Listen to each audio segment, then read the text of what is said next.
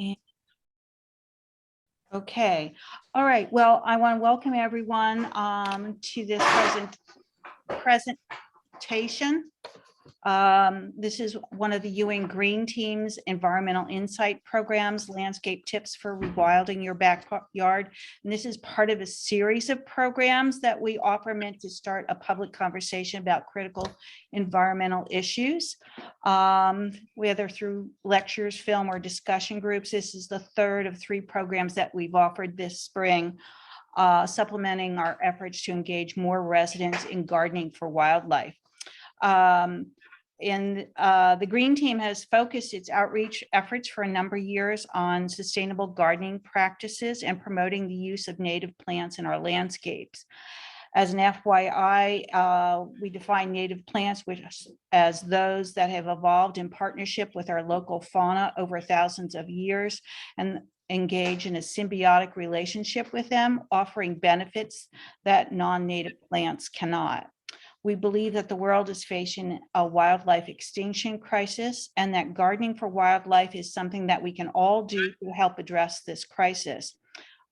Just as an FYI, we enrolled Ewing in the National Wildlife Federation's Community Wildlife Habitat Program in 2018 to work to certify Ewing as a community wildlife habitat. And the program asks people to garden for wildlife and to certify their own properties to help make the habitat connections that are connections that have been lost and are decimating our wildlife populations. As an FYI, Lambertville has already certified in this program, and Hamilton Township and West Windsor are also now enrolled. So just a heads up on tonight, I would ask that if you could please type any questions that you might have into the chat box. And then Nick will answer whenever, I don't know if he's going to do it at the end or in the middle, but if he's got good stopping places, but we will address your questions at one point along. And I could also ask if you would mute yourself so that there's no background noise that disrupts from the presentation. So tonight we are extremely fortunate to have Nick D'Amato as our presenter for Landscape Tips for Rewilding Your Backyard. Nick is the founder and the owner of Gino's Nursery, which specializes in the growing and sales of native plants native to the Mid-Atlantic region. Nick graduated from Delaware Valley College with a degree in ornamental horticulture and environmental design. And while there, he developed a strong passion for ecological restoration. Armed with a growing awareness of the need for native plants and the scarcity of availability, which is certainly true, he founded Gino's Nursery to address that issue. He started with only 10 species of native plants, and they now engross and sell over 500 species in cultivars, catering to both the homeowner and the native wholesale trade, and it's very close to Mercer County. And I would also mention that we've advertised a native plant sale in conjunction with the Greening Together event, and I'll give you more information about that at the end. Okay, Nick, it's all yours. Hey, great. Thank you so much, Joanne. That was a very thorough introduction. I was going to say most of that in the opening videos here, but yeah. So let me go back. So yeah, we, like Joanne mentioned, I started this business, about a little over 10 years ago. And this was kind of like my form of activism. I'm very, very passionate about speaking for those without a voice. And I knew I couldn't work in an office my whole life. So it kind of lined up pretty much for me, when I got out of college. So yeah, we specialize in only native plants because from our outlook, there's plenty of people growing, all kinds of different plants, exotic plants, maybe a couple native plants at your garden centers, but it was hard to find some of those rarer plants, and it was hard to just trust who you're shopping for, that the plants you're buying are actually going to be good for the environment. So we started this nursery here with my family, and yeah, we're just every year growing more and more, and especially since the pandemic, things have really, people have really started to, I think, be reinvigorated with a passion for their yards, and doing something good for the planet, kind of taking it upon yourself to help heal the ecosystems that we've damaged. So with that said, maybe just take a moment. There's a little more video here, just to some of the special scenes that you get when you plant native plants.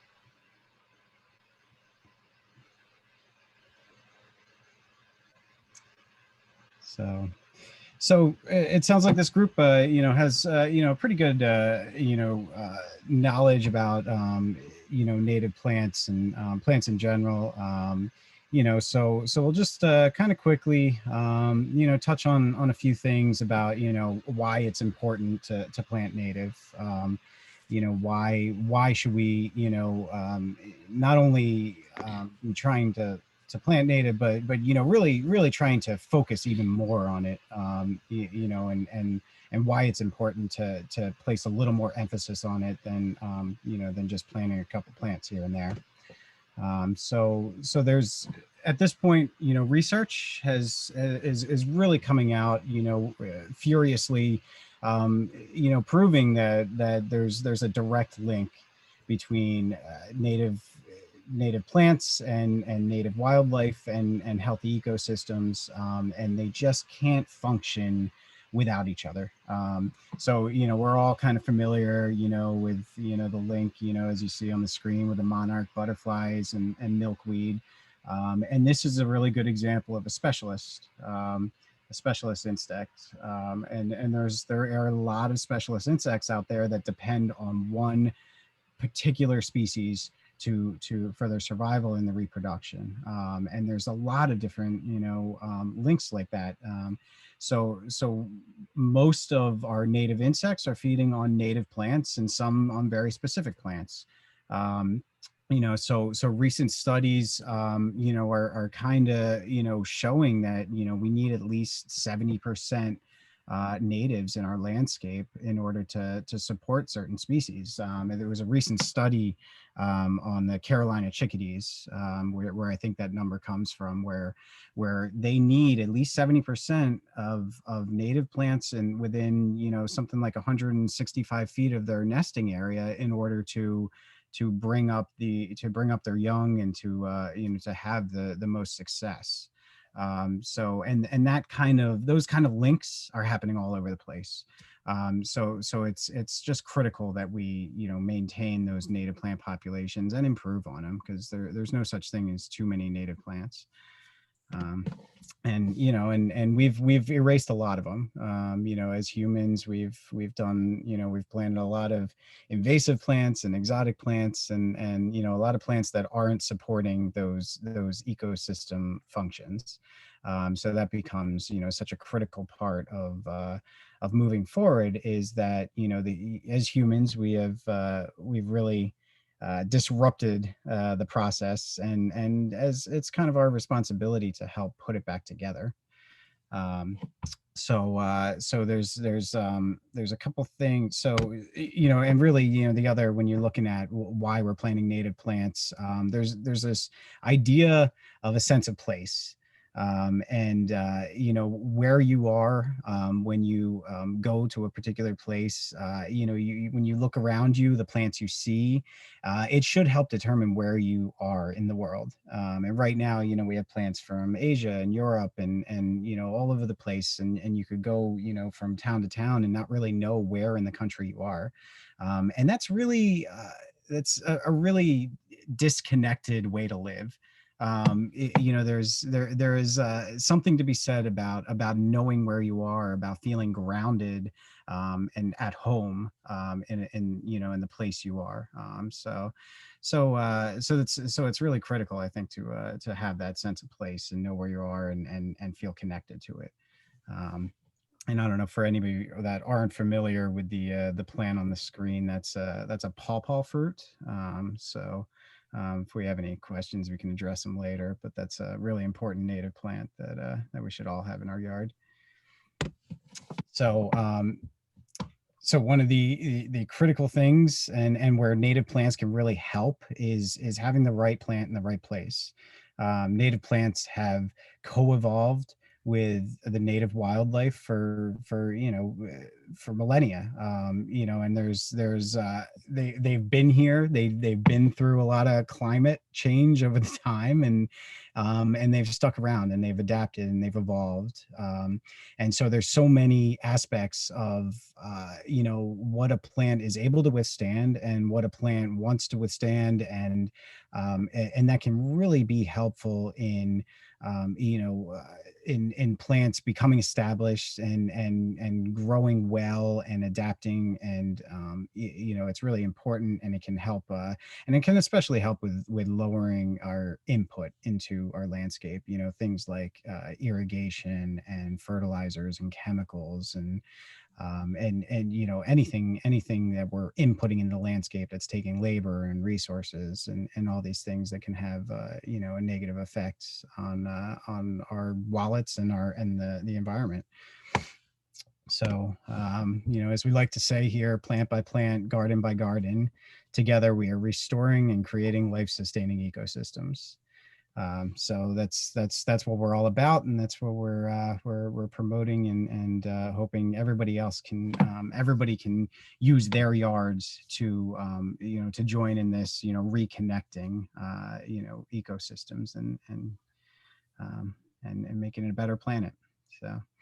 So I guess if there's any questions at this point, in terms of native plants or anything like that, this might be a good moment if anybody has anything they'd like to ask. So Nick, there's one question in the chat, and Okay. it says, what are go-to local varieties of pawpaw tree for the Mercer County area? I mean, if it depends, if you're talking about naturalizing, any pawpaw on the market is going to have the same ecosystem benefits. The difference, if there are named varieties out there, and they're plants that are chosen mostly for fruit qualities, fruit size. They're easier to eat. They have less seeds. But if you're trying to naturalize, if you're going for the ecosystem benefits of it, the wildlife value, then just seed grown pawpaws are the way to go. They're they end up colonizing, and the fruits make a lot of food, and you'll eventually attract the zebra swallowtail. So yeah, you can't really go wrong with any particular variety. But if just for wildlife value, just seed grown trees are great. So moving on, getting more towards the design process and well, you had one person that had their hand up, Victoria. Mark, you want to ask your question? Unmute. Victoria, can you unmute? Thank you. Okay, yes? You can hear me? Yes. Okay, good. Today, Sarah, who's also here today, met with the watershed people in terms of the creek that we have, going through Ewing Township. And the buffers need a lot of attention in terms of the growth.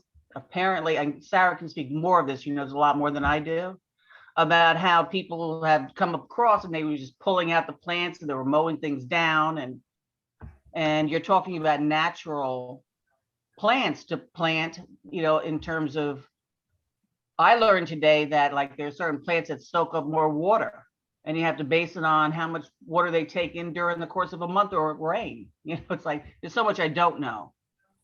but is there some information that you would be able to provide in terms of the plants that you feel would be best for like the buffers in your township? Absolutely. Yeah, I mean, it kind of depends on the situation. But that's certainly, I mean, we're happy to, provide more detailed information on, further list, plant lists and that sort of thing.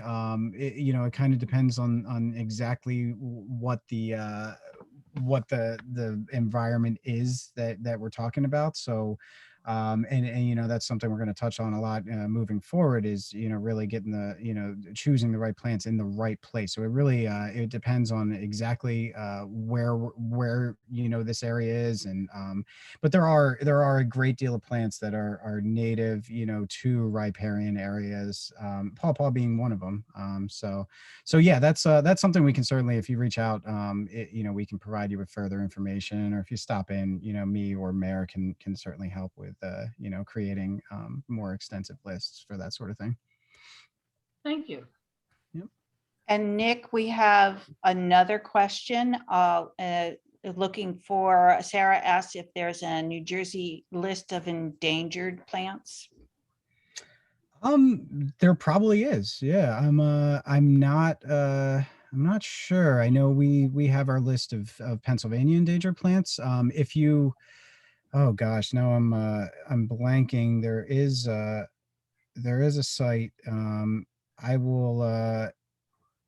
Yeah, I'm blanking on the site right now. There are sites that you can identify all of the endangered plants in your state, but I'd have to go back and look back at my research to find it again. Perhaps the New Jersey Native Plant Society might have that. They could probably direct you in the right direction, and also They do have a list. They do have a list on the New Jersey site, okay, but I was wondering, would you carry those, or would we get them from the wild and move them over? Well, I will say first and foremost, I would highly recommend against ever removing a plant from the wild and putting it in your yard. That often does not work well, and especially if it's an endangered plant. That's just it's such a high risk action to take. Our functional the habitats that have rare plants in them are very rare, as are those plants. So disturbing them in any way is something we really would ask you please not do. But yeah, we do have several rare and endangered plants that we grow, and we are adding more and more every year. So, and we're always open to suggestions too. If you come across a plant on a list that we can try to grow it for you. That's kind of what we're here for. So you don't have to. So you can have those in your yard and not have to take them from anywhere else. Just added the link to the DEP list site for endangered plants, so you can go there and get Yeah, them. that's the one. Yep. Not so much in my yard, but I'm hoping to redo the creek beds. So I would take a little piece of something and move it over there. But we're talking about, Okay, so what there's one more question in here from Priya about, is there any difference in the environmental benefit between straight species and cultivars? And before you ask that, Nick, could I ask everybody to mute themselves so we're not talking over each other? Besides, Yeah, that's quite a debate at this point. It's almost like talking about politics with native plant people. I personally, I think getting any kind of native plant in the landscape, whether it's a cultivar or a straight species, I think is a good thing. So I can start by saying that when you start to talk about cultivars, there's a lot of factors to consider. You can if you're changing the flower type, I suppose that would change things. You know, if you're changing the color of the leaf, you know, that might change things. But those things are still questions we're asking. And I don't know if anybody has come up with definitive answers. I know for a fact there's been some studies done where pollination rates on some of the cultivars were higher than the straight species. So there, you know, it could go either way. I think it's a plant by plant basis. And certain cultivars, you know, there's not much that's changed. They might just bloom more, you know, and that's a good thing, you know. So yeah, it's that's a really difficult question that's just open to a lot of debate at this point. But if you ask me, you know, if you if your only choice is a dwarf, you know, a dwarf, say a dwarf 9-bark, you know, because your yard is small, I'd say, hey, that's better than putting in a barberry or a spirea or something, you know. So there's, but you know, it's still being researched. We'll put it that way. Okay, why don't we can't hold off on the questions for now and then let Nick continue, and we'll ask some more a bit later on. Okay, sounds good. So yeah, moving on to the actual landscaping with native plants. So a lot of times you'll you know, we'll get this there's this idea in people's head that you know, planting native plants means wild and unruly and just you know, where natural is synonymous with wild. And that's definitely, I don't think, you know, it can be the case in certain circumstances, but it doesn't always have to be. There is a plant for every place. You know, and you can create a lot of gardens that you know, have you know, function and ornamental value and you know, uniformity, and you know, ornamental, we'll put it that way. So there's this idea that, you know, with ornamental and native, it might be, you know, is hard to do, but I don't think it is. I think it's about picking the right plant for the right place. And you can see some of the projects that we've done over here, where, you know, I mean, you're looking at kind of a typical perennial garden, you know, and this look here is a very natural look, but it's also, you know, it's got some you know, ornamental simplicity to it. And you can see in this this particular project that this idea of kind of working with the existing while while adding native plants. So you got, you know, on the bottom left hand side of the screen here, you got hosta and you got vinca. None of those plants are ones that we would recommend. You know, they're not native and have zero ecological benefit, and vinca is even considered slightly invasive. But you can have those things in place, and you can start to add native plants. You know, as you see in the foreground, we have some geranium, we have a red bud in bloom, there's a dogwood in the background, and rocks can play a really major part in bringing a natural but at the same time ornamental value, and kind of give you a little bit of that curb appeal that is so popular in today's landscapes. And as you move into, you know, very naturalized looks, I mean, gosh, that's very beautiful to me. You know, I would love to have that in my front yard. So there's this idea that we talk about a lot here, which is the idea that you know, we've looked at our landscapes in the past as you know, and a lot of times we look at it as curb appeal. You know, we look at it as, you know, what people are seeing as they're driving by 35 miles per hour. You know, we're looking at these static landscapes that aren't moving. But what we are trying to encourage more is this idea of an inner beauty in the landscape. You know, these things in the landscape that you can't see driving by, you can't see even walking by from the road. You have to stop and you have to look closer. You have to stop moving, you know, for a lot of these things. And that's where, you know, to us, that is where the true beauty of a landscape comes into play. This here is the spice bush swallowtail caterpillar, which is the larva of the spice bush swallowtail butterfly. Just adorable little creatures.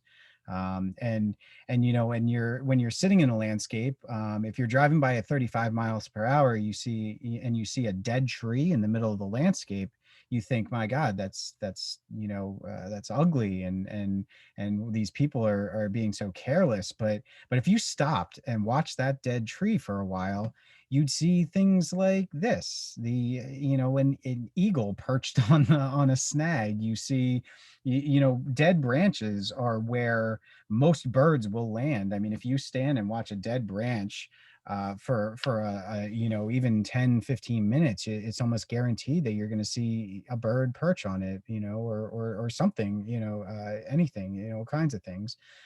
You'll see animals feeding on it. You'll see woodpeckers come through and peck on it. And so that's to us where the real beauty is, where you can see these, life just the landscape just boiling over with life. It's really kind of what we consider to be true beauty.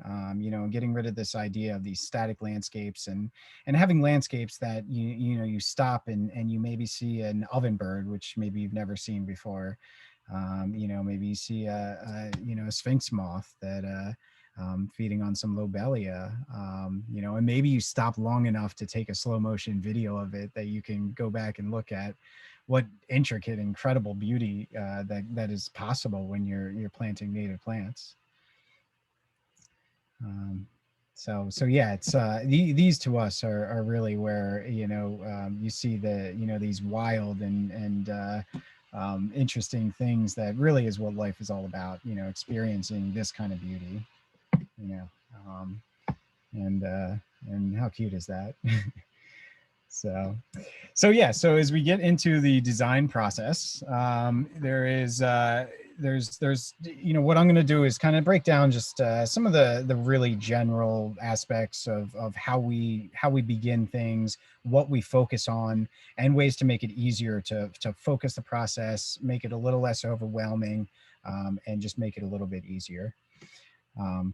So starting out, one of the biggest things, in transforming the landscape is taking it one step at a time, taking things slowly, not trying to erase everything and start over, taking it one bed at a time, maybe even one plant at a time.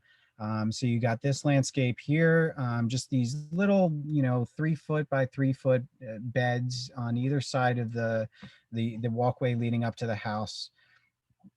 And there was this rose in the bed that was kind of sentimental, and there's some hosta around the side. We didn't have to remove all of that, and so we just kind of plugged in a handful of native plants in front. There's still some I think liriope in there, but we just plugged in some green and gold, some coral bells, and and really just it created this just beautiful little corner of the front yard, and that's easy to do. This is just like 15 plants in a little bed, and right away in that first year you're getting all kinds of color and flower, and you didn't have to start fresh. You can incorporate around certain things, and you can do little sections at a time, and doing that will actually make it easier to achieve your goals in the long run. So pretty much the thing that we reiterate over and over and over, and especially with native plants, is having the right plant in the right place. What else was going to grow in this little crack in the rock besides this tree? But taking in certain aspects of the landscape, is what is really going to have the most success moving forward. So there are several things that you want to really focus in, and you can ignore a lot of other things. You're just by focusing in on certain aspects, you will right away be able to give yourself kind of a head start on having success. So cultural requirements are are pretty much, the most important, thing to consider. And this means, this plant is going into, what it's going to be surrounded by, and if it's meant to survive in that habitat. So first and foremost, when we break it down on what we're focusing in on, we have the exposure, which is, essentially how much light the plant is getting. So we like to say, sun to shade and everything in between. So there's the aspect as far as which direction it's facing, south, north, east, west. It's not quite as important as just how much light the plant is actually getting. There are certain plants that are very sensitive to certain things like winter winds. A plant like Leucothaway or dog hobble, they really like a little protection from a cold north wind. But most plants, speaking very generally, they're more concerned with just if they're getting how much light and which type of light. So most shade plants would prefer a little bit of morning sun. A few hours of morning sun and afternoon shade is just the sweet spot for most shade plants. So and anything over 6 hours, or 4 to 6 hours of sun, it's going to be considered a full sun plant. And then there's the little subtleties in between, which sometimes can be a little hard to read, but that's where plants are, it's one of the most important aspects in determining whether a plant's going to have success in a spot. So that's the first thing to really focus in on. And when we're talking about creating a plant list for your yard, you're kind of, if you're looking at a specific area, you want to start by whittling down. There are thousands of plants to choose from. You want to whittle it down to a small list. So as you go through these cultural requirements, that takes that really big list, and it just kind of narrows it down little by little. So we grow here over 500 species and cultivars of plants, and if you're trying to choose from a list of 500 plants, I mean, it's overwhelming.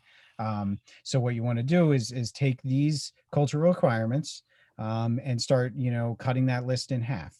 So you have a sunny garden. Well, you can cross out all the shade plants and narrow it down to sunny plants, and then moving on, you want to look at the soil, and what type of soil you have, how wet or dry it is. So you generally speaking, you have clay soils, you have sandy soils, and then you have a mixture of both, which is called loam. There are simple tests that you can do to find this out. If you're not familiar, the ribbon test, which that's what the picture is kind of depicting here. If you take a little bit of soil, moisten it, and then rub it between your thumb and forefinger. If it holds together and creates a long ribbon of soil, and doesn't fall apart right away, then you probably have more of a clay content. And if it just crumbles in your hand, then you probably have more of a sand content, and it's usually somewhere in between. So that's one of the tests you can do to test your soil. And then, there's also, in order to see how well it drains, you can do, a perk test, which is essentially just dig a hole, fill it with water, let it drain, and then fill it with water again. And if it doesn't drain within 24 hours, your soil probably doesn't drain very well. So again, these things are just narrowing down that list of what plants are going to work in your yard. And that's really important to consider, because not all plants are going to grow well in your yard. And if you keep planting plants that don't grow well in your yard, you're never going to have success. So it's such a critical thing to know what you're planting and what it's going into. So, again, knowing your plant, those cultural requirements. So you narrow down your list. Now you have to look at, the plants that are available and which ones fit into that cultural requirements. So you've narrowed down your list to the type of plants that are going to work for you in your garden. And then you kind of take a closer look at the plants on that list. So, knowing things like the mature size is really critical. So many of our foundation plantings, from years ago are, planted with plants that, you have to hedge every year, sometimes multiple times a year, because that plant is too big for that spot. So knowing how big this plant's going to get as it matures is a really important aspect to having a functional design that lasts. And then knowing, and especially when you're dealing with native plants, some of them can be, are, spreading plants, some are clump forming plants. So knowing those aspects of the plant are especially critical in certain circumstances. So, knowing if your plant's going to stay put in one little clump, or if it's going to seed out and spread all over the garden, or if it's going to spread by rhizomes or stolons.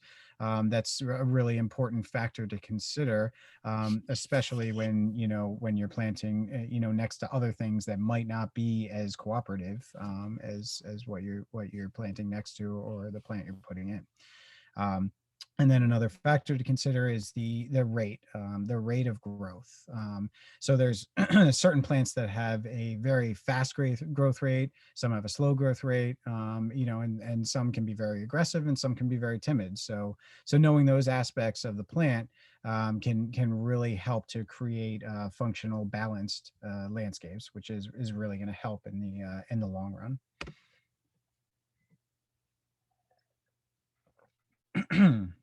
So when actually planting, there's a couple things, and especially when you're dealing with perennials, in general, planting in odd numbers is a design characteristic that is really helpful. No matter what you're planting, one plant or three plants or five, odd numbers just has a more balanced feel to it. And so when you're planting shrubs, a lot of times if you're doing a grouping, planting in essentially triangles is going to really look better in the long run. And the same goes for perennials. When I'm planting perennials, I find it very helpful to plant as densely as possible.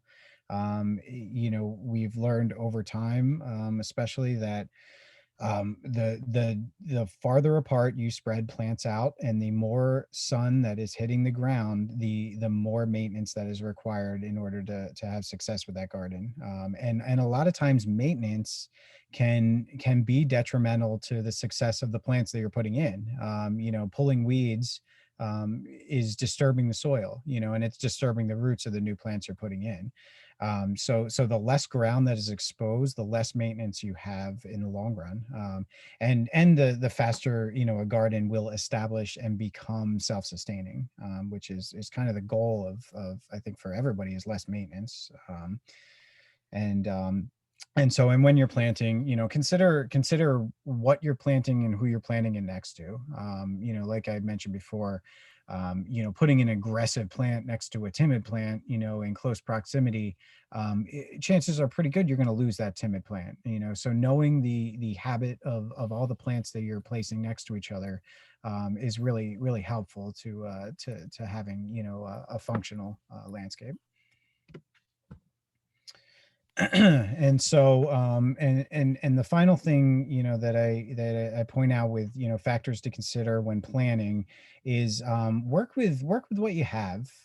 You have uneven soil, plant into it. You got a low spot, plant a plant that likes temporary flooding.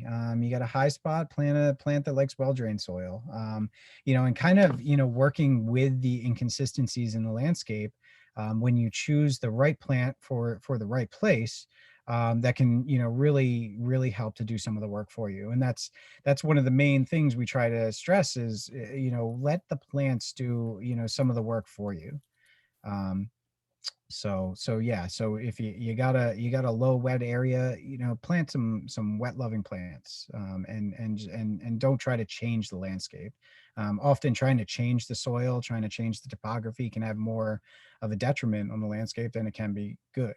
You want to really disturb the soil as little as possible, because weeds and invasive plants especially really thrive on disturbance. Disturbed areas can be breeding grounds for a lot of plants that you don't want in your landscape. So working with it is really helpful. So I'm about to transition into the next chapter here. Do we want to pause for any questions or anything here?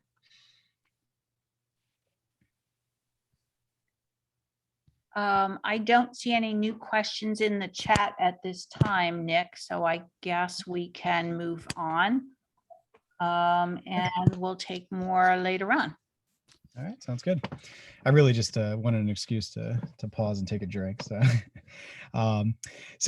moving on, we'll get into kind of the some of the helpful processes in actually rewilding your landscape. So and a lot of this will apply to we apply it a lot to forest habitats, but it can certainly be helpful in creating meadows and creating a naturalized garden. So the first thing we like to do is we like to plant in pockets. So this kind of goes back to the idea of gradual planting and gradual building of a landscape and an ecosystem. So so essentially we'll plant small areas, and we use this a lot in forests, but again, it can be used in other places. But essentially, clearing a small area, planting into it. This can be especially helpful if you're trying to create a native seed bank in a forest and other areas, meadow. Planting small areas with plants that will seed out and spread themselves. But just focusing on small areas, focusing on maybe 3 small areas spread out from each other, that eventually, as you maintain them, as you nurture them, they will eventually start to spread on their own. They will eventually come together and form one big area. But focusing on one little area at a time can really help to make it a little more manageable. Especially if you're one person and it's a forest, or even if it's just a small landscape, one bed at a time. It's the same idea. Even if you're not necessarily, it's like some of the plants in this picture here. These are plants that are really difficult to propagate. They're really difficult to find in general. But if you can put those kind of plants, in the landscape in one particular spot, nature will find a way to start, kind of spreading it around and doing some of the work for you. So obviously the biggest, obstacle when it comes to establishing a native landscape is the invasive plants that are in the way, the weedy plants that are really not providing any ecosystem benefits. So what we like to advise on invasives, and this depends on the scope of your project, but if you're have a wooded backyard, start by focusing on one invasive plant at a time. This year focus on Japanese honeysuckle, and next year focus on barberry, and then every year maybe try to focus on stiltgrass. There's certain there's it's taking it one plant at a time can be a little helpful. All of this is kind of a long-term project. It's a passion that can kind of keep you going. But getting rid of the invasive plants is not only going to help you in establishing your yard, but it's going to help the rest of the ecosystems around you, by not adding to the invasive seed bank, and spreading it around even more. So establishing your native landscape is really about maintenance. I mean, there's no way around it. We're going to try to do as many things as we can to lessen the maintenance, but in order to have success in the beginning, especially, you have to maintain. So we over here mostly focus on maintenance by hand. We have not found a lot of successful methods for most things, especially when you're talking about like a bed you're trying to establish with a mix of plants and weeds. Hand pulling and cutting back is really, it's the most eco-friendly way. There's other methods, but it's hard to find a more eco-friendly and effective way.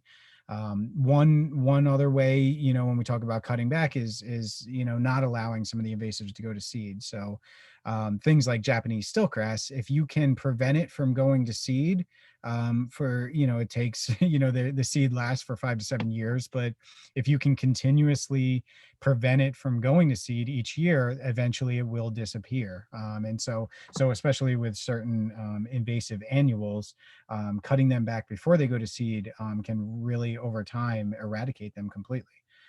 Which is fairly simple if you can just take a weed whacker to Japanese stiltgrass each year, and right before it goes to seed. It's once a year, and after a while they start to disappear. So you can use some selective organic herbicides. We do not advocate the use of any chemicals whatsoever. No matter how much benefit it might appear to have, we just do not, we cannot get on board with the use of chemicals in our landscapes. It's just the amount of harm that it causes alongside of the good. Just as it doesn't seem like a feasible solution for us. So we try to avoid that as much as we can, but there are certain mixes of vinegar and citric acid and some other things that can be fairly effective and have a little bit less impact on the landscape. But whatever you spray, whatever you kill, you're also killing beneficial things. So that's something to consider each time you try to go to kill the aphids. You're also probably killing the monarch caterpillar that's that's feeding on that same milkweed plant. So that's something to consider when you're spraying something, is what the other things that it's killing when you're killing the thing you're trying to kill. And then getting, before you even start, and when you're, if you're establishing a new area, maybe in your backyard, preparation can be really key to a head start toward a functional garden. So using things like solarization of the soil, which is essentially just covering the soil in plastic for 6 months to a year. Things like sheet mulch, which is laying cardboard down and then piling compost and soil and mulch on top of that to smother anything that's existing. They can be really helpful for kind of going scorched earth, where if you have a really bad weed issue. If you just have lawn, tilling can be really effective. It depends what kind of invasive seeds might be lurking in the soil, but it can in certain areas, if it's just grass and nothing else, that can be just taking a rototiller to it can really knock out a lot, and really give you a fresh start. And if you have a really, awful infestation of, say, lesser celandine, I don't know if there's any good solution for that. The best solution in that situation is probably, if you can, excavate all of that soil on top and replace it with new soil. So that is, a last ditch effort. But when if you certain invasive weeds are are really difficult to get rid of. So if it's that bad, that's one way to go. And then as you're forming your new native landscape, or adding to it, some of the, what you really want to encourage is diversity and balance in your landscape. So you want a diversity of plants, a diversity of wildlife. It's amazing how much attracting a beneficial insect or attracting certain birds or certain reptiles, amphibians, it's amazing how much that can help in the process of having a balanced ecosystem. You have a lot of aphids on a plant. Well, if you allow your habitat there to balance out, eventually things like ladybugs and lacewings are going to start to come in and feed on them, and that's where you're going to really see function happen in your landscape. When those things are kind of in balance and playing on each other, and everything's connected. And so if you can create a balance, you can create a healthy ecosystem, and that's really kind of what's going to be the easiest solution towards making it easier to have that native landscape. So we'll just want to touch on a little bit, if you say you have your backyard and you got certain plants that at this point we know are bad for the environment, they're invasive. They shouldn't even be sold in the trade anymore, but some of them still are. So we know some of these plants, we've identified them, but it's hard to cut down a 10, 15-year-old plant. They have a big part in the landscape. And they play a certain role. So if we start with, say, the Callery pear, which so many of us have in our landscape, this plant is now known to be incredibly invasive. You can drive by some fields now and look over, and especially a couple weeks ago when they were all in bloom, I mean, you can see how many there are. I mean, you walk over there and there's 10 plants per square foot in a field, and it's an entire field, and it's nothing but Callery pear. And generally speaking, this pear tree has very little ecosystem benefits. So essentially it's creating a desert. The flowers, I mean, occasionally I'll see a bee on them, and the birds are eating the fruit, obviously, and spreading it around, but the nutritional value is not quite what they need at the time of year when it's produced.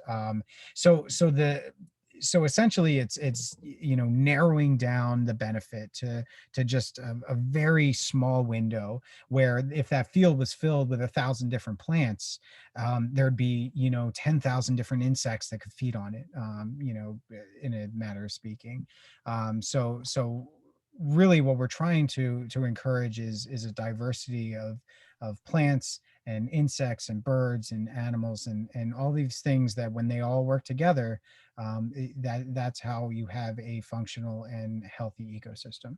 So if you have a Callery pear, and you got to cut it down, well, you need something to replace it with, something that's going to take that role in the landscape. So a couple, so some of the substitutes that we can use, the redbud. Blooms are right about the same time. It's one of our most beautiful native plants. There is a white version of the redbud that is that I believe occurs naturally. So any talk about a cultivar versus straight species, it wouldn't really affect this. This is, like I said, because it gets about the same size as the pear. And really, it just provides a lot more interest in the landscape. And later in the year, there's seed heads. There's not much else going on with the pear besides the flowers in the spring. And not to mention the flowers just smell terrible. But the redbud, the flowers are actually edible. So add them to your salad, and everybody benefits from it. Another small flowering tree blooms a little bit later, but quite an incredible display. The fringe tree, just beautiful white fringy flowers, late spring, and it's got some berries in the summertime.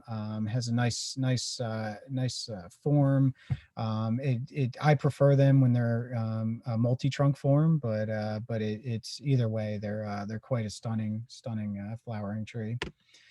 One we already mentioned, it's not gonna put on a real showy display in the spring, but the form of the pawpaw tree is really exquisite. It's got a similar kind of pyramidal form, You know, and the flowers, they're kind of indistinct, but they are really interesting.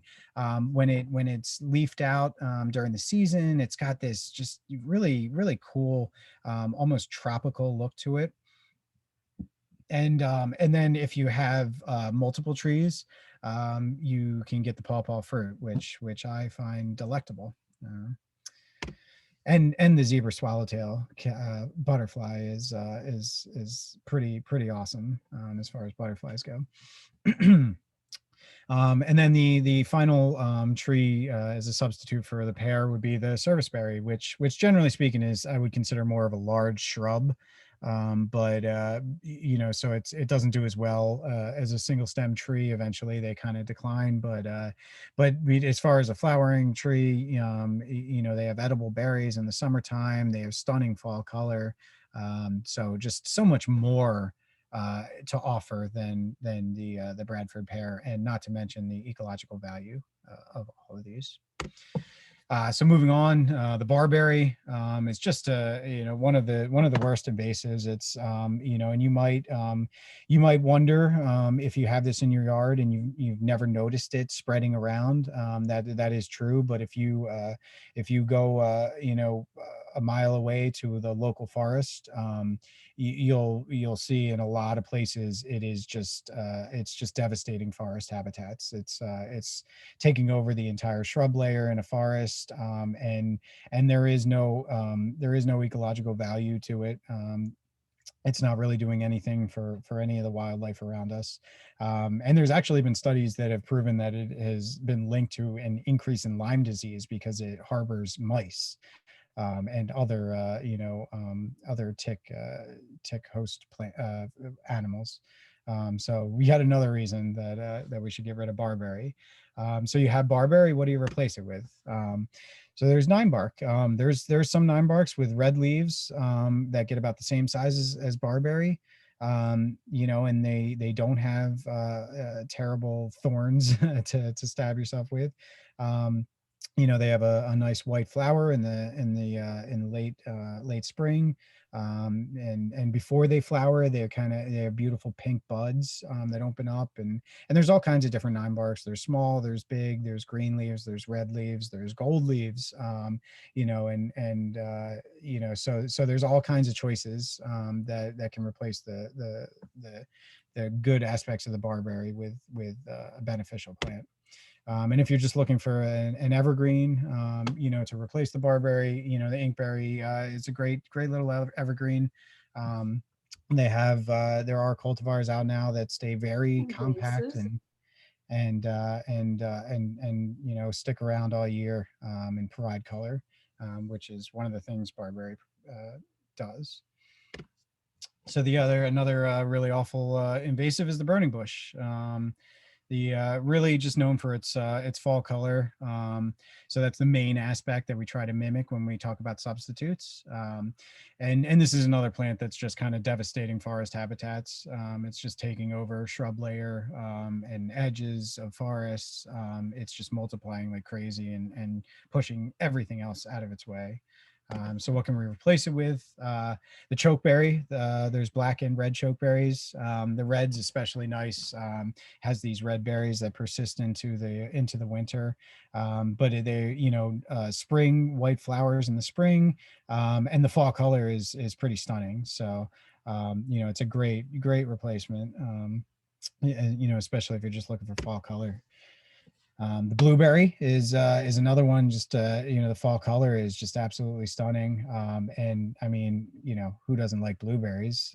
So, and this is just the standard blueberry that you buy in the store. You can, you know, that is a native plant. And there's low bush blueberry and high bush blueberry, and both of them have really great fall color. And then the sweet spire, Virginia sweet spire. Again, you know, white flowers in the spring. It's got you know, the straight species has a nice open size, about the same size as the burning bush, and just really great red fall color. along with most of the viburnums. You know, this one here is the airwood viburnum. The witherrod viburnum, though, is I think hands down the best fall color of any plant in the world. You know, sometimes you'll have a leaf with 5 different colors on it, but mostly red, and just really stunning. And there's a viburnum pretty much for any situation. So so that's a great way to go if you're trying to replace the burning bush.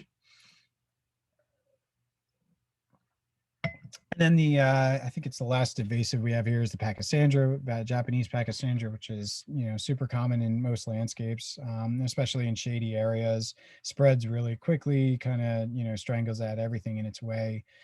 So if you're trying to replace that, there is the native Pachysandra, which is the picture here is the flower that you'll see in the springtime. It flowers before the leaves start growing. The leaves are generally fairly evergreen, so they will stick around. This particular plant is not a spreader like the Pachysandra is. It's very clump forming. If you're looking to have an extensive ground cover, then I mean, you either need to plant a lot or go with another option, you know, something like golden ragwort, which is fairly evergreen. It's a quick spreading ground cover, has these lovely yellow flowers in the spring, and you know, it will take over, you know, a shady garden just like Pachysandra does, but it has the added benefit of ecological value. Wild ginger is a great little ground cover for a shady garden.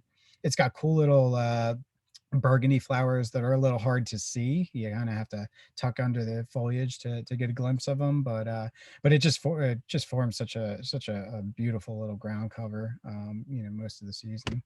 And then foam flower is another great, you know, nice spreading ground cover for you know, somewhat moister areas. And as you see here, it's got you know, white flowers in the spring, and the foliage just it has this really nice green leaf with a red vein in it that really is really sharp, and it spreads really nicely when it's happy. So here's the last invasive we have here is the butterfly bush, which most people still aren't, maybe a lot of people still aren't aware that it is actually, you know, pretty fairly invasive plant that we should stop planting. Unfortunately, as much as it attracts butterflies, it does not feed butterflies larvae. So replacing the butterfly bush, you know, is really important because it is, again, you know, it's overtaking natural areas and strangling out everything else in its way. So one of my favorites for replacing butterfly bush is the summer sweet, the clethra. It blooms also in the summertime, white fragrant blooms. It's a pollinator magnet, a butterfly magnet. And you know, and it's just a really nice plant for 3 seasons. Also blooming in the summertime is the New Jersey tea, which is on everybody's pollinator list. Really great, nice bloom time in the middle of summer when a lot of shrubs aren't blooming. Yeah, really just a beautiful plant that grows in a lot of different areas. So the last little bit here, I'm just gonna go over some of the, you know, if you don't have a lot of natives in your landscape and you're not sure where to start and you want to get the most bang for your buck, so to speak, you know, I'm gonna go through a few trees, shrubs, and perennials that these are the ones that are going to attract the most wildlife. These are kind of the superstars of the native wildlife game. So first and foremost, you know, the by far the most important plant in this area is the oaks. They host over 500, it might even be over 600 species of butterflies and moths, which if anybody's not aware, a larval host is essentially the plant that's feeding the larval stage of you know, an insect. So you have your butterflies and your moths. It's the caterpillars of those butterflies and moths that are feeding on the trees, and the oak tree feeds more than anything. And not to mention, it's, you know, it's got acorns, it's feeding a lot of mammals.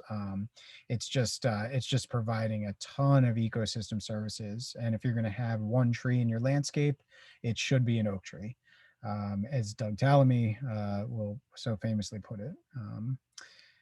and not too far behind the couple other trees that we have on this list. Anything in the cherry family, so you're talking anything in the prunus group of plants, which there's black cherry, there's choke cherry, there's American plum, there's the beach plum. All of these plants are again really great larval hosts. They're really providing a lot of benefit, reproducing a lot of insects, which insects are what's feeding the birds, and it's really all just the keystone of of the ecosystem, and what links everything together and creates that web of life. So the cherries are really really important plants. They're over 400 species of that they host for larval insects. And the pollinator services with the flowers, and most of them produce fruit for wildlife as well. So another really great, and none of these trees you can go wrong with, and when you're talking, ornamental qualities as well, the plant like the river birch, it's just it's one of my favorite trees. You see here, it's what it looks like kind of right now with the catkins hanging down, and all the birches will provide great ecological value, but you can't really go wrong with any of them. Here we have the native birches are, there's a river birch, which is a great ornamental tree, really popular, fortunately, in a lot of landscapes. But we also have the sweet birch, and the yellow birch, and that's all I can think of off the top of my head. But yeah, so there's a few different birches, and the gray birch, that was the other one I was wanted to mention, with a white bark, which is also really attractive. But all the birches are providing really great ecosystem services, and that's where these super important plants are really going to give you kind of a head start if you're just starting out, or if you don't have them, they're going to add a lot to the landscape. So moving on to some shrubs, already mentioned the blueberries, vaccinium species, which are what blueberries are in, are some of the most beneficial as far as hosting. There's the high bush blueberry, the low bush blueberry, the cranberry is also, a lot of people might not know it's related to blueberries, and that too is a vaccinium species, and and all of them provide a whole lot of benefit, and they're really beautiful ornamentally. It's one plant that you want to it can be a little picky, and this is where choosing the right plant for the right place is really important for plants like this, where they require acidic soils. The high bush blueberry, which is like the blueberry you see here, like what you buy at a store, they kind of prefer like a wetter area, a lowland area. So a wetter area, they're just fine with average soils, but it's got to be an acidic soil, and and not terribly dense soil. They kind of like a looser, boggy soil. And then there's high bush or low bush blueberry that you'll see covering mountains, and it stays a lot smaller, and it's an upland plant that likes the opposite of the blueberry you see here. So picking the right plant for the right place becomes really important with things like this. Moving on to shrubs and also small trees, all the dogwood trees and shrubs are really important species. There's several shrub dogwoods, and there's several tree dogwoods. You have what you see here, the flowering dogwood. There's also the pagoda dogwood, which is another small tree. And then there's, silky dogwoods and gray dogwoods and rhodosiae dogwoods that are more shrub-like. But all of them are providing, a ton of benefit for wildlife. The dogwood might have the most delectable berry for birds, and not to mention they're, a really important larval host. So you get a lot of benefit on all the ends with the dogwoods. And then the viburnums we already mentioned. You know, there's a lot of different viburnums for a lot of different areas, and they're really there's just so many great qualities to them, from you know spring to fall. You know, between the flowers and the fall color and the berries, they're all you know really doing some awesome things for the landscape, as well as our wildlife.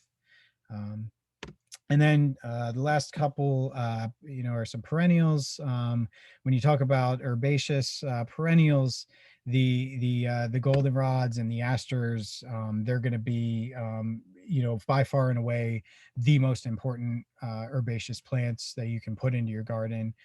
There's so many different ones. You know, goldenrod has such a bad name.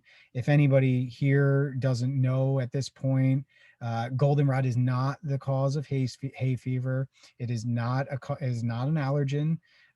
You know, the goldenrod is insect pollinated. You cannot really have an allergic reaction to goldenrod unless you shove the flower in your mouth and inhale deeply. You know, generally ragweed is blooming at the same time, and so we see goldenrod everywhere, and we think it might be causing the allergies, but it's not.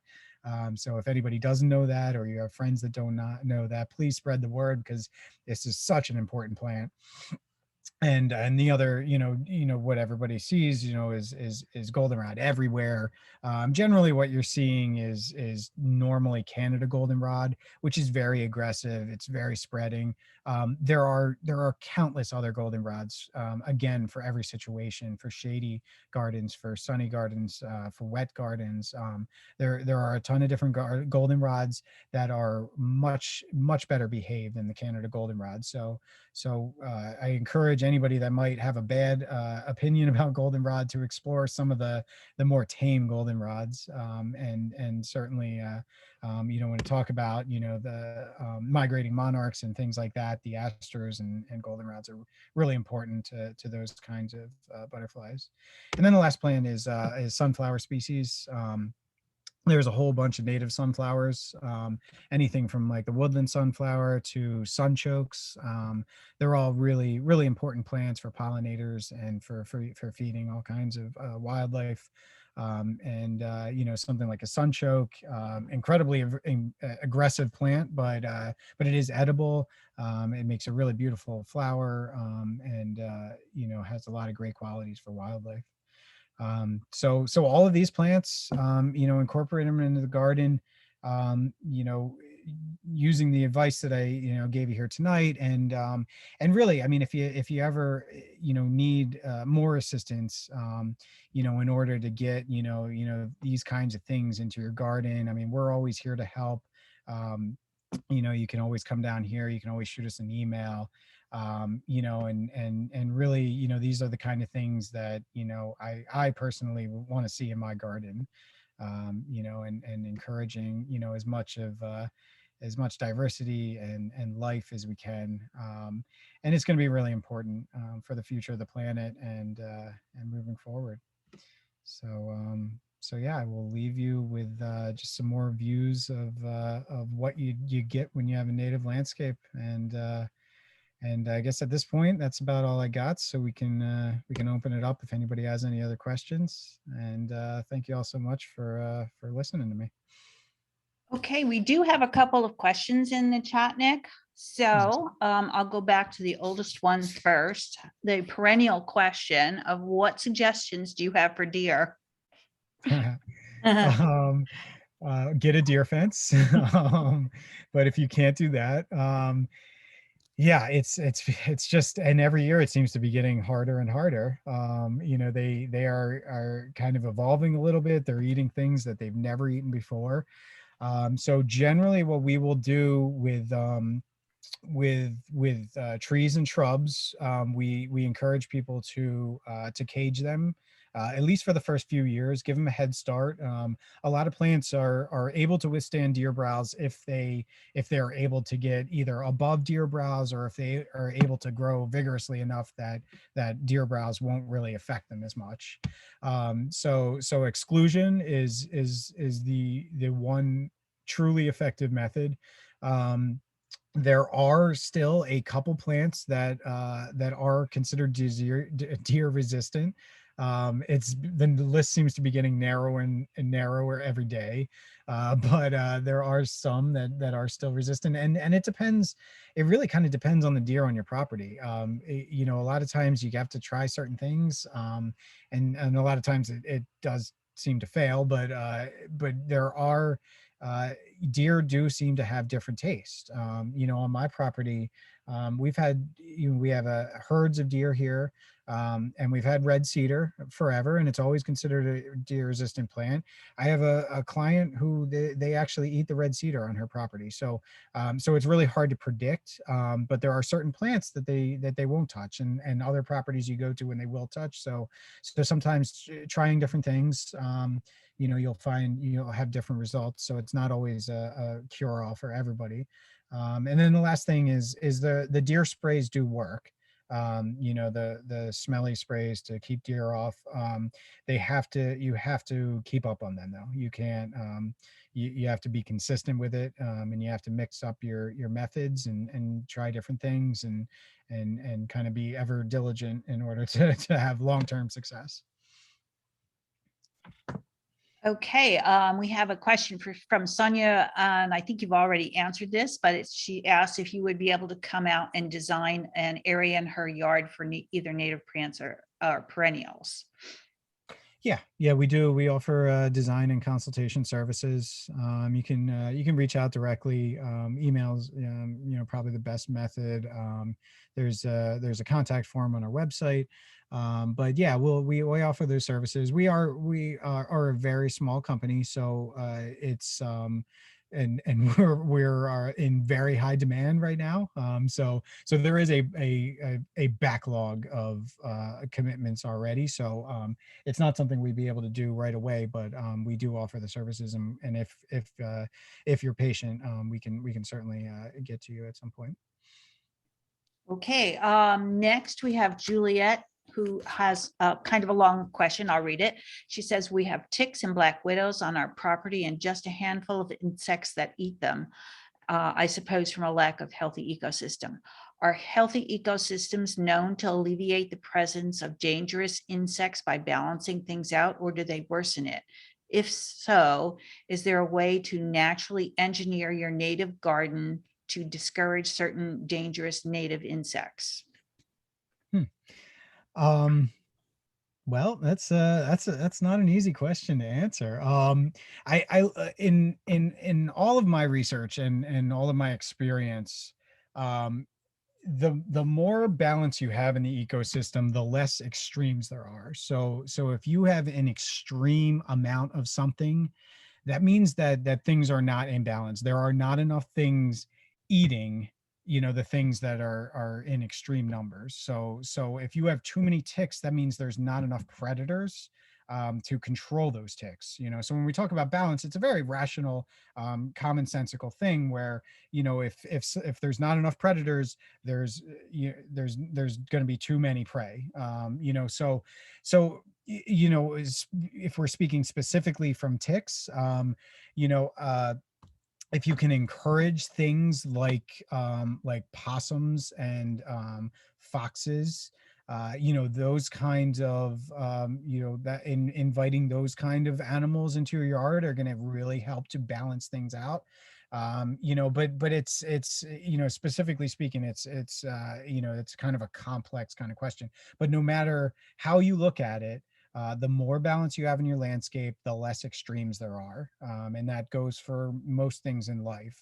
You know, so yeah, it's there's no silver bullet, you know, but that I know of, but it certainly will help. I can guarantee that. Okay, thank you. I have a question here from Sarah. She says, I believe I see barberry bushes near the creek. Should they be removed? I try to encourage that sort of thing.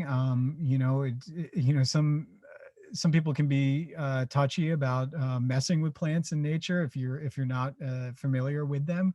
I personally, you know, think it is a good thing to to remove an invasive plant that you are fully aware of the fact that it's invasive. It can be a little dangerous if you don't know plants that well. As long as you know with absolute certainty that this is barberry and this is bad, I don't think there's anything wrong with removing it. I think we all have to do our part to help alleviate those things. So, if I'm walking on a trail and I'm in a fairly healthy habitat, a forest with mostly native plants, and I see a barberry coming up, I'm happy to pull that out of the ground, and being careful not to disturb anything else, or if nothing else, just to cut it down. I think that's a good thing. So. Okay, and I think we have Sue here that actually addressed that too. She said ticks actually like the barberry plant as well for the moisture in the leaves. So the ticks live in the plant and have a blood meal off the mice. Lovely little tick habitat. And tick bites deliver more than Lyme, especially this year in Pennsylvania, where there have been cases of Powassan virus. Take precautions while pulling these out. InsectShield.com has permethrin treated clothing. Gardener's Supply, gardeners.com has tick gaiters. Yeah. Okay. So yeah, even more reason to get rid of that barberry. Okay. And Kirsty has a question. How would you protect these plants from deer? Well, yeah, I mean, that's kind of, what we touched Duplicate. on, I think exclusion is really helpful. One other thing that I didn't mention before is the idea of, if you have plants that that deer are not eating and they don't like in your yard, you can use the concept of surrounding, plants that they maybe do like with plants that they don't like. And creating that kind of barrier. They tend to not, go through things they don't like to get to things they like. So that, it's not a foolproof plan, but I have seen some success with, just kind of surrounding, plants they like with plants they don't, and they tend to just, be a little lazy. But it all really comes down to how desperate they are. So that's the factor that's really hard to predict. Okay, I think that's the last question in the chat. Does anyone else have any questions that they still would like addressed?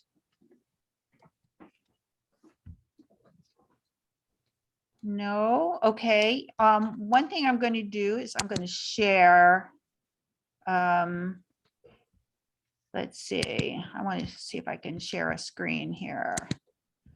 And do this. So this is the flyer that we have.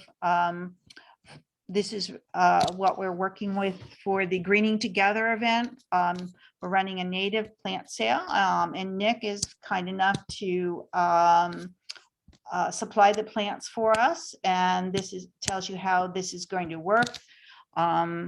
What you need to do is go to ginosnursery.com/our-plants, and there's a spreadsheet that you can download there to see the available plants, and then you'd send your your request to sales@ginosnursery.com. And you are going to deliver the plants on Saturday, right, Nick, the 27th at the Greening Get Together. Yep, that sounds right. Okay, any other questions on that?